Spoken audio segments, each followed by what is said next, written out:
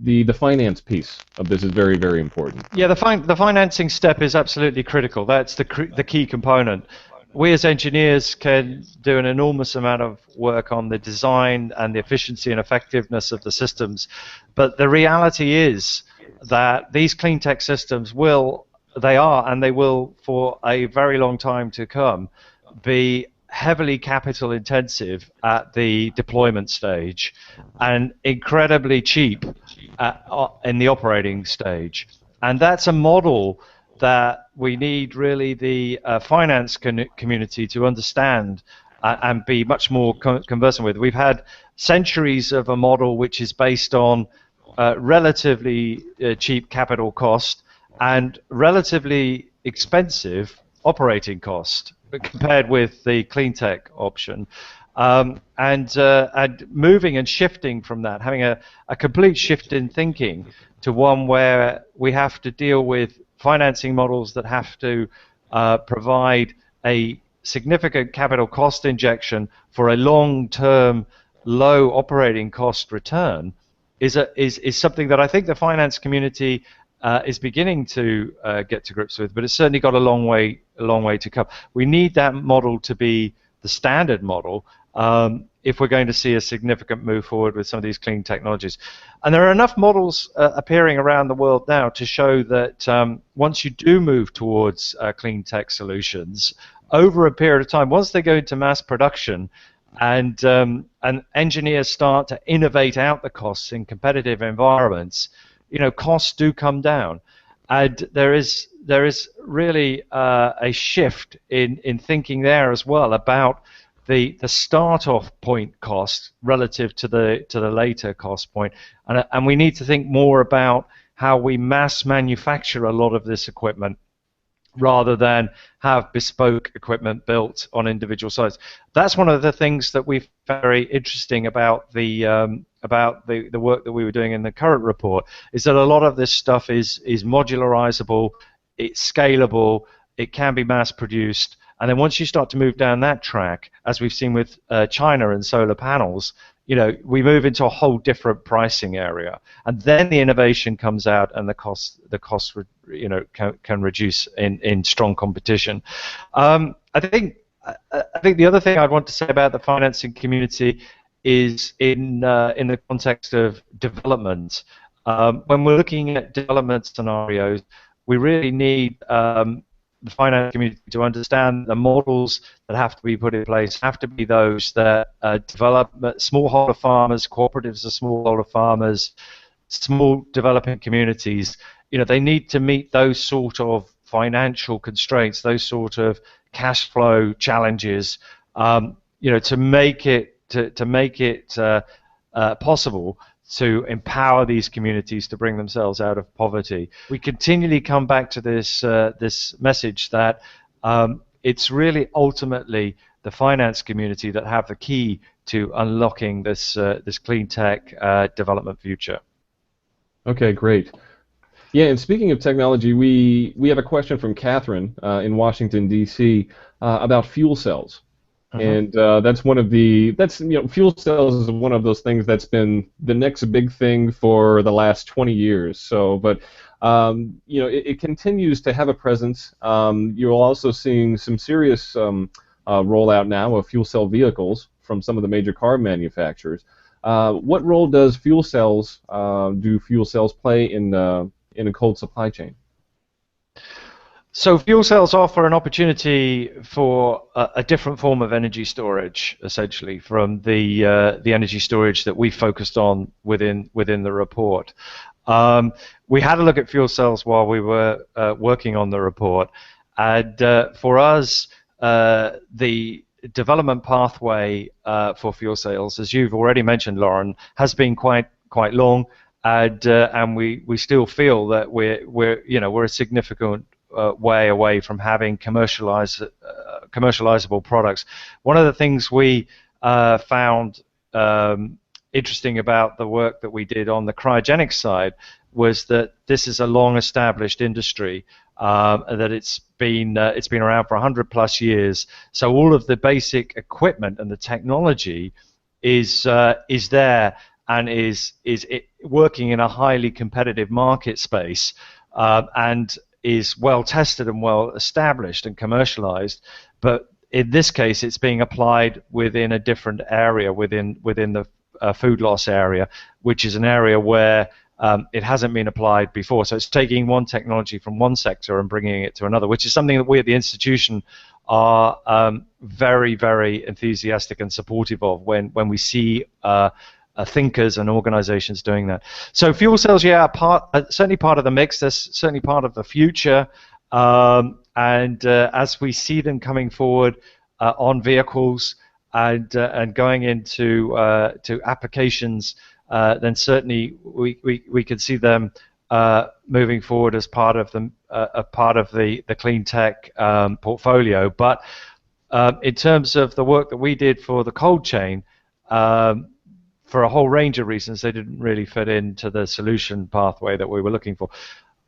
I come back to this point I made about halfway through our conversation, that one of the reasons we focused so heavily on this cryogenic piece was because it could provide a holistic solution, right the way from freezing product in the field, right the way through to delivery to the consumer's home.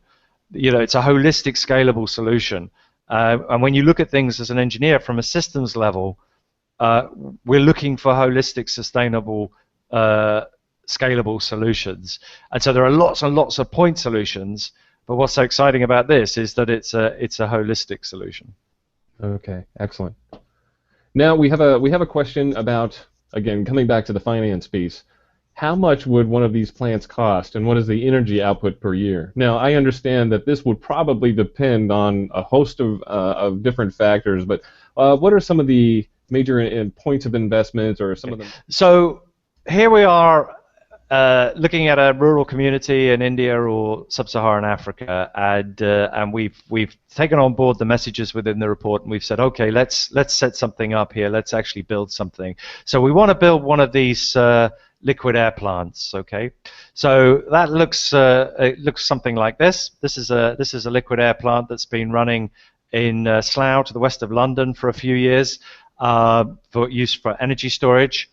And this sort of plant, it's going to depend very largely on the size that you want to supply in terms of this the amount of cooling, the amount of power that you want to provide. But let me just give you a rough feel for that. To go back to that cartoon, if you were thinking about Arusha in Tanzania, and you were thinking about setting this up in an agricultural hub in Arusha to provide all of these benefits to the community, plus the fuel for the trucks that will take the product to market in Dar es Salaam, you'd probably be looking at something like between 5 and 7 to 8 million pounds UK money to build a plant that was big enough to supply that sort of community. And within the report, that's the sort of size that we were looking at. So this is a low tonnage plant. It's probably doing something like 300 tons of liquid air a day. It runs maybe for six hours a day on solar. So that's not running as effectively as it could, because it could run for maybe 9 or 10 hours a day, given the abundant solar that's available. And it's providing about 5 megawatts of energy in the form of a mix of power and cooling to the community. Now, depending on where you buy that plant from, because as I said, this is a well-established technology. There's a big international, global supply infrastructure for this technology, because it's the industrial gases industry. Depending where you've got all those components supplied, it's of that kind of price.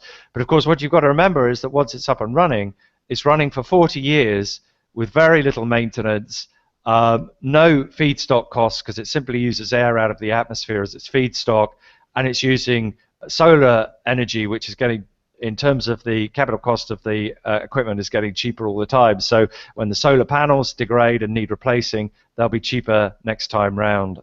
So it's a question of creating a partnership between the international aid community, between the sorry, I'm going to come back between the international aid community, between local governments and local entrepreneurs, local private enterprise to put up that capital cost to get one of these plants going. And in international aid terms, £5 to £8 million is not a huge amount of money to put in one of these things that's going to last 40 years and transform entirely the local community and get it set on the path of economic development. Certainly, that long-term perspective is absolutely crucial, and you see that's a principle that runs through just about all different types of finance and investment models when you're looking at renewable energy and climate change and resilience and all these things. These are long-term investments that pay off well over time. So we're going to go ahead and take one last question, and kind of staying with the finance theme. Tim, can you give us some specific ideas on how those in the finance community can be involved in this process, and what are some of the arguments that we can use to get those who are considering these types of investments to support the different technologies that are involved, and really put these things in place on the ground and get them up and running? Well, from an engineering perspective, the technologies that we need to put in place, let's be specific. Let's talk about this cold chain example.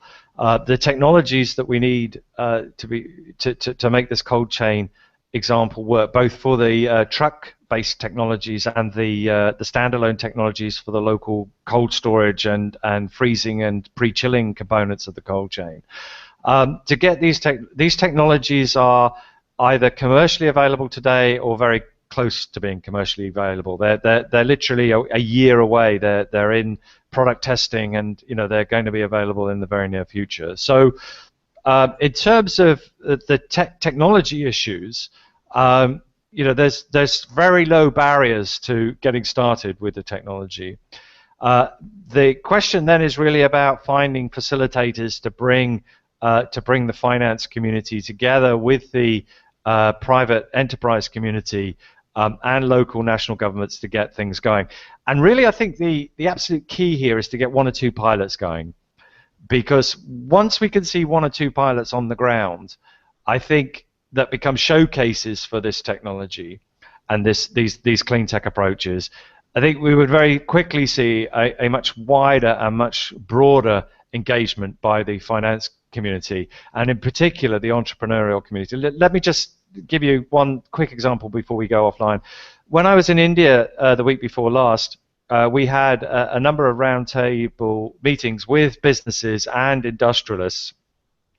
And in colloquial terms, I was having my hand bitten off with Indian entrepreneurs that wanted to get going right away with this technology. They wanted phone numbers, they wanted rexes, they wanted to get going, and they not leave me out of the room without that kind of information. And so I think once entrepreneurs see the value, particularly in a country like India, which has a fantastic entrepreneurial spirit, once these entrepreneurs see the opportunity, I think it will be a question of the technology providers having the challenge of trying to keep up with the finance and the entrepreneurs in the delivery of product. Okay, great. Which is a nice place to be. There you go. For sustainability. That's right. If you have lots of people that are not letting you leave the room unless you give them some ideas on how to move their business forward, I think you're definitely in a good place. So, okay, we're going to go ahead and leave it there. If you have any questions about this presentation, feel free to send those to info@greenleadersdc.com, and we'll pass those on as well. I'd like to thank you all for joining us today, and especially I want to thank Dr. Tim Fox, our subject matter expert, coming to us from London. Tim, you have a great day. Thank you. You too. And nice to have you with us. And that's it for today. Thank you for joining us, and we'll talk to you soon. Thank you. Goodbye.